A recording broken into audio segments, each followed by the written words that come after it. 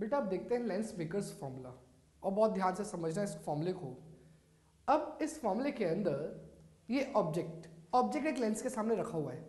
अभी मैंने जो लेंस कंसीडर करा है वो बाय कॉन्वेक्स लेंस लिया है, जिसकी दोनों सरफेसेस कैसी है बेटा, कर्व्ड है। तो क्या जब लाइट रे सबसे पहले लेंस के सरफेस पे आएगी, तो जब पहला रिफ्रैक्शन होगा तो पहले रिफ्रैक्शन के बाद ये लाइट रे ऐसे टर्न हो गई।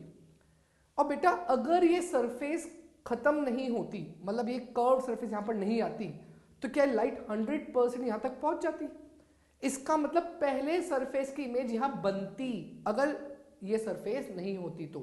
पर क्योंकि ये सरफेस आ गई तो लाइट सिर्फ यहां तक ही रहेगी, इसके बाद वापस डेविएट हो जाएगी। क्यों डेविएट होगी? बिकॉज वापस रिफ्रैक्शन होगा। तो इसका मतलब ये लाइट यहां तक तो नहीं पहुंच पाएगी। बट मैंने ये बनाया क्यों है?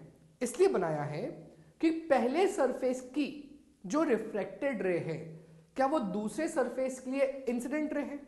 इसका मतलब पहले सरफेस की इमेज दूसरे सरफेस से क्या होगी, ऑब्जेक्ट। ऐसा मत सोचना सर लाइट यहां से निकलेगी, नहीं बेटा, लाइट तो यहां पहुंची ही नहीं है, ये तो सिर्फ अपना टारगेट था कि यहां पहुंचती। तो यहां पर क्या बनती बेटा, इमेज, जो इस सरफेस के लिए वर्चुअल ऑब्जेक्ट होगी, बिकॉज यहां तक लाइट नहीं पहुंची है। अब मैं इसी के ऊपर फॉर्मूले लगा रहा हूं। कौन सा फॉर्मूला बेटा, कर्व्ड रिफ्रैक्शन का।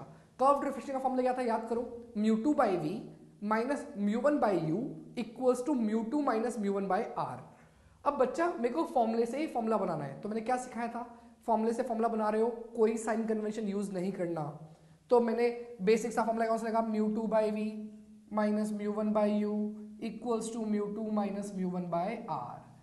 अब सोचो, ये जो μ2 by v लिखा, इसमें v कौन सा, जो पहले रिफ्रैक्शन से बना, क्या उसके डिस्टेंस को मैंने v1 लिखा हुआ है? दूसरा u कितना है, u है। μ2 का मतलब लाइट जिसमें जा रही है, क्या लाइट बाहर से अंदर जा रही है? तो क्या लिखूंगा, μl upon v minus μm upon u, μl minus μm upon r1। बेटा मैंने कोई साइन कन्वेंशन यूज नहीं करा, बस मैंने वैल्यूज पुट कर दी कि u, v और r1 की। ये अपना पहली इक्वेशन बन गई। सिमिलरली अब क्या होगा, क्या अब जो ये लाइट है ये अंदर से बाहर जाने की कोशिश कर रही होगी, तो अब ये वापस एक बार और बेंड हो जाएगी और लाइट यहीं पे पहुंच पाई। लाइट यहीं पहुंच पाई तो ये इसकी फाइनल इमेज होगी। तो इसको मैं क्या मार्क कर रहा हूं बेटा, यहां से क्या तक v। बेटा ये μm क्या है, बाहर वाले का मीडियम, इसको मैंने v लिख दिया। सोचो इस सरफेस के लिए, सेकंड सरफेस के लिए ऑब्जेक्ट कौन, i1, फाइनल इमेज कौन, ये v, तो इसको लिख दिया i, और ये क्या लिख दिया o का मतलब ऑब्जेक्ट, i का मतलब फाइनल इमेज। और ये कौन सी इमेज थी, जो बीच में बन गई थी, जो पहली सरफेस से बनी थी। पर दूसरी सरफेस के लिए क्या है बेटा, ऑब्जेक्ट। तो मैं क्या लिख रहा हूं, second i1 is object for second surface. कौन सा ऑब्जेक्ट बेटा, वर्चुअल। अब वापस वही फॉर्मूला लगा रहा हूं, μ2 by v minus μ1 by u equals to μ2 minus μ1 by r। अब एक चीज सोच के बताएं, क्या लाइट इस बार अंदर से बाहर जा रही है, तो μ2 कौन होगा, जिसमें लाइट जा रही है, इसका नाम μm। v कौन, जो फाइनल इमेज है, मतलब ये वाला i वाला, तो i का डिस्टेंस कितना बेटा, v, तो ये v का v आ गया, माइनस μ1 by u। इस बार μ1 की वैल्यू क्या होगी, μl, बिकॉज यहां से लाइट आ रही है, μl। u का है, इस बार ऑब्जेक्ट कौन था, i1, तो ये डिस्टेंस कितना, v1, minus μm minus μl upon r2, because इस सरफेस का रेडियस ऑफ कर्वेचर कितना है बेटा, r2। अब जो तुम्हें ये दोनों इक्वेशन दिख रही है, इन दोनों इक्वेशन को सॉल्व करके फाइनल आंसर लाना है।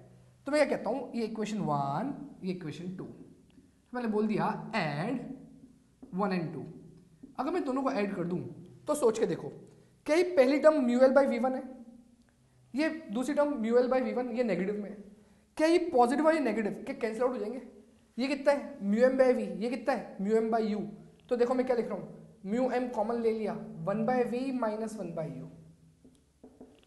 राइट साइड वाली टर्म, क्या राइट साइड वाली टर्म में यहां पर μl minus μm upon r1 है, या μm minus μl upon r2 है। क्यों ना μl माइनस μm पूरा ही कॉमन ले लेते हैं। अब देखो मैं क्या लिख रहा हूं, 1 by r1 जो इसका था, माइनस, बेटा माइनस क्यों लगाया, बिकॉज यहां पर μm माइनस μl था, तो इसका मैंने उल्टा कर दिया तो बाहर माइनस कॉमन आ जाएगा, तो इसलिए माइनस 1 by r2। इस μm को नीचे भेज देते हैं, तो क्या बन जाएगा, 1 by v minus 1 by u equals to μl by μm -1। बेटा मैंने उसको नीचे भेजा डिवाइड कर दिया, डिवाइड करा तो इंडिविजुअल डिवाइड हो गया, इंडिविजुअल डिवाइड क्या हो गया, mu L by mu M -1, और ये हो गया बेटा 1/r1 -1/r2। अभी बेटा ये तो अपना एक फॉर्मूले का एक पार्ट कंप्लीट हो गया। अब ध्यान सुनना मेरी बात को, अगर ऑब्जेक्ट इन्फिनिटी पे होता, कुछ देर पहले अपन ने फर्स्ट फोकस सेकंड फोकस देखा था, अगर ऑब्जेक्ट इन्फिनिटी पे होता तो इमेज क्या बनती, फर्स्ट फोकस पे, इसका मतलब जो v होगा वो फोकस के बराबर होगा। तो मैं क्या लिख रहा हूं, if u is at infinity, तो v कहां बनेगा बेटा, फोकस पे।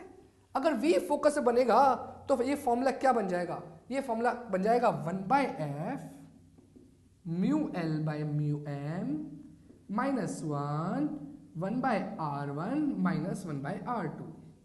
और बेटा जब भी इस फॉर्मूले को यूज करेंगे तब साइन कन्वेंशन फॉलो करेंगे। क्यों बेटा, क्यों साइन कन्वेंशन फॉलो करेंगे, बिकॉज ये फॉर्मूला किससे बना है, इस कर्व्ड सरफेस वाले फॉर्मूले से, जिसके अंदर अपन एक बार यूज कर सके थे, यूज कर चुके थे एक बार फॉर्मूले के अंदर साइन कन्वेंशन, और दोबारा कब यूज करते हैं, जब वैल्यूज पुट करेंगे। तो इसके अंदर जब वैल्यूज पुट करेंगे तो साइन कन्वेंशन यूज करेंगे।